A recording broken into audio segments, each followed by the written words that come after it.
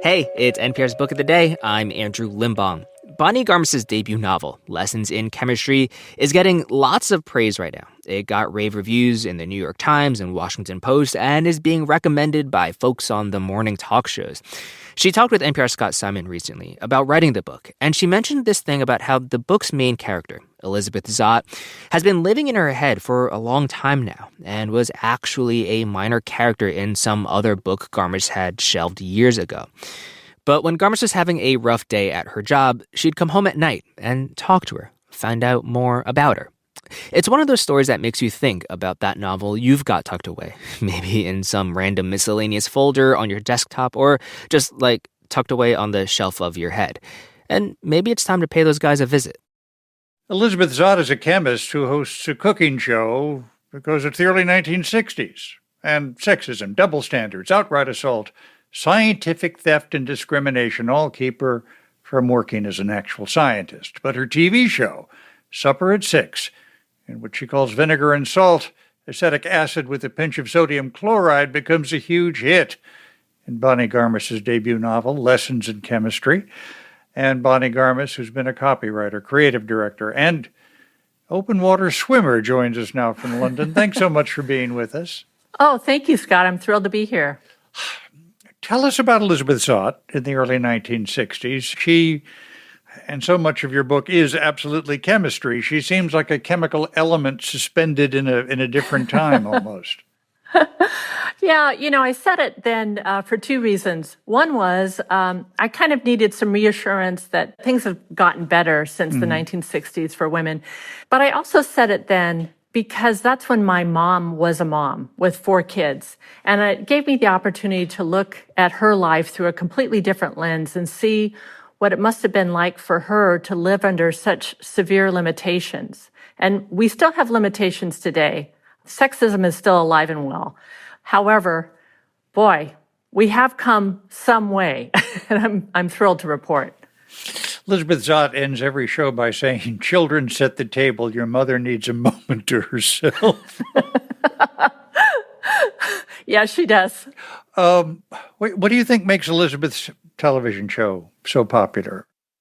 I think what makes her show popular is that she treats her audience with respect. Mm-hmm. These women at home were often dismissed as average housewives or plain Jane's average housewives. They were just average. Mm-hmm. And in fact, they were women just like women today that had plenty of dreams and ambitions, but they couldn't aspire to very much. So when she took them seriously, it was like they were reawakening and they were starting to remember who they were too. Mm.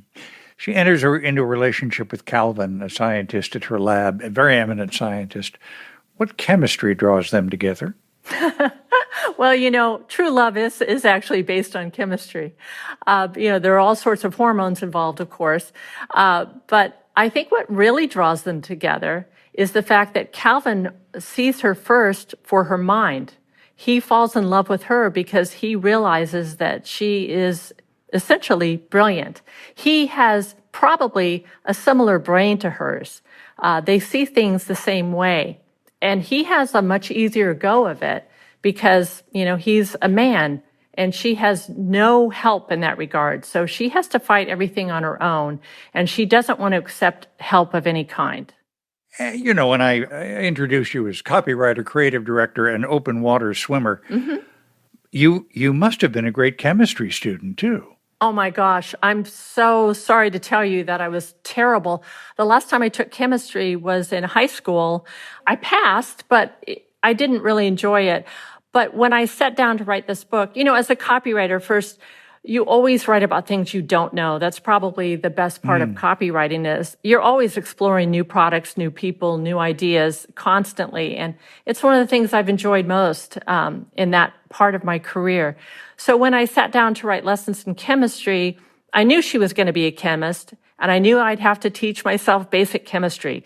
And that wasn't that much fun, but I actually bought a textbook off of eBay from the 50s and learned basic chemistry from that book. Oh, mercy.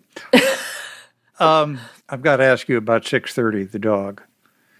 If there's a sequel, may I vote for 6:30 to be the center of attention, even the narrator? Oh, my gosh. You have no idea what that means to me. Thank you, Scott. 630 is the only character in the book who's actually based on a real being, and that was my dog, Friday. And Friday after the Robinson Crusoe character or another? Actually, my kids named her Friday. We weren't sure why because we adopted her on a Saturday, but we just went with it. And she had been badly abused, and we adopted her at a shelter. We weren't quite sure what she would be like. And she turned out to be extremely smart and devoted to us. She, even when we moved abroad, she learned some German. I mean, this dog knew a lot of words. My gosh, goodness gracious. Yeah. I understand your current dog is 99, named 99. Anything to do with Get Smart? Thank you. Gosh, Scott, you're just nailing me. Yes, absolutely. My best friend and I grew up together calling each other 86 and 99. Aww. And this was, we need to explain, a sitcom about secret agents. Barbara Feldon was 99, yeah. Exactly. And she and I called each other 86 and 99 our entire lives. And unfortunately, she was involved in a tragic accident about 10 years ago and died. But when my husband and I adopted our dog, she was a retired Greyhound racer, 6 years old, and her name was Cake Angel. And she didn't respond to that name. And so we named her 99. And she reminds me of my friend. So for me, it's been a delight. And I feel like it's an honor to have a dog that exhibits some of the smart characteristics of Barbara Feldon and my friend. I suspect Elizabeth Zott's going to be an important character to a lot of people. But let me ask you, as the novelist, is she out of your heart and mind now? Or is she still in there? Do you still see things and wonder about how she might react?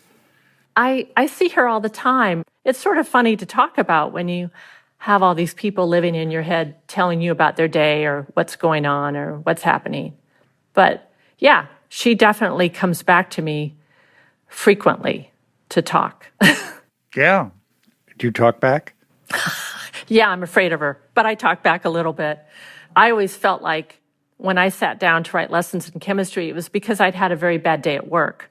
And I went back to my desk to work, and instead of working, I felt like this character was sitting beside me. And I didn't know much about her. She'd been a minor character in a book that I'd started and shelved years and years ago. And suddenly I just saw her, and she said, you think you've had a bad day? No, I've had a bad day.